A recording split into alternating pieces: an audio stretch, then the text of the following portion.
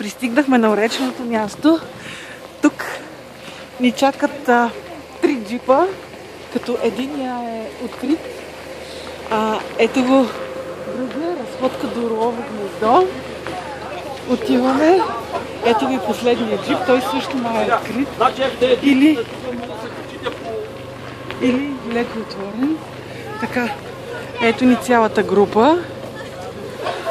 Така, и сега ще направя интервю с Криси. Криси, здравей, как се чувстваш? Ето това ще ни е водача.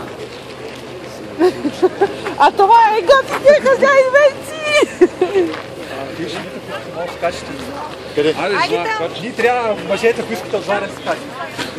Така, сега се разпределяме. По-едричък отпред да сяда, защото е по-така, който изкарал по-тежка зима. Така, аз се чудя къде да седна. Искам да снимам. Така че... Да! Чакай да се запозная с...